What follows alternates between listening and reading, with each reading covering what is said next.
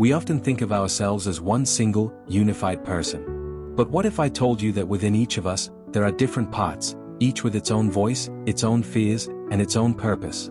This idea, explored in Dr. Richard Schwartz's book No Bad Parts, has changed the way I understand myself and my journey. And today, I want to share how it has helped me reflect on my own experiences, personal growth, and professional challenges. In my journey, there have been moments of doubt, moments of struggle, and times when I felt overwhelmed by circumstances beyond my control. Like many of us, I have faced challenges in professional environments, where expectations are high and missteps can have lasting consequences. At times, I found myself reacting strongly to certain situations, whether it was criticism, conflict, or moments of uncertainty. But I never fully understood why, until I discovered internal family systems, or IFS. IFS teaches that we all have multiple parts within us. There's the part of us that is cautious, always looking out for danger. There's the part that wants to be strong, independent, and unshakable. And then, there are parts of us that have been hurt, parts that carry wounds from past experiences, parts that hold on to fear, shame, or even anger. We often try to suppress these parts, labeling them as weaknesses, but Schwartz's book reveals a different truth.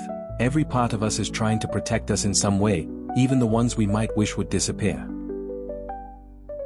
As I read this book, I started to notice patterns in myself. I realized that the part of me that sometimes withdrew in difficult conversations wasn't weak, it was trying to keep me safe from perceived rejection. The part of me that was overly self-critical wasn't the enemy, it was trying to push me to succeed so I wouldn't face failure. These realizations changed everything. Instead of fighting these parts of myself, I started listening to them. This concept of self-leadership is powerful.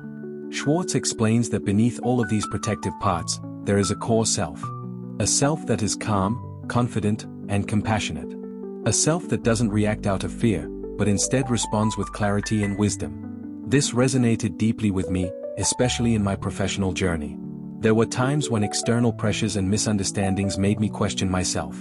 But learning about IFS helped me separate my reactions from my true self. Instead of allowing fear or past or recent traumas to dictate my responses, I could take a step back and lead from a place of strength and understanding. One of the most profound lessons from No Bad Parts is that the way we relate to our inner world directly affects how we interact with others. If we are harsh with ourselves, constantly criticizing or suppressing our emotions, then we may struggle to extend kindness to others. But when we learn to listen to ourselves with curiosity instead of judgment, we become more empathetic, more open, and more capable of handling difficult situations. This is not just about personal healing, it's about growth, about becoming a more present and self-aware individual in every aspect of life.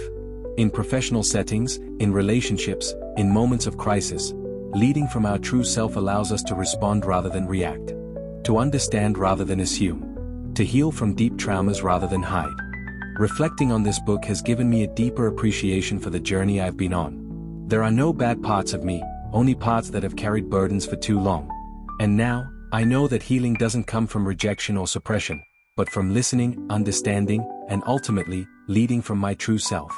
If you've ever struggled with self-doubt, with deep traumas, with inner conflict, or with feeling like certain parts of you are working against you, I encourage you to explore this concept. Take the time to listen to yourself. To understand the parts of you that need healing. And to remember, there are no bad parts. Only parts waiting to be seen, heard, and guided back to wholeness.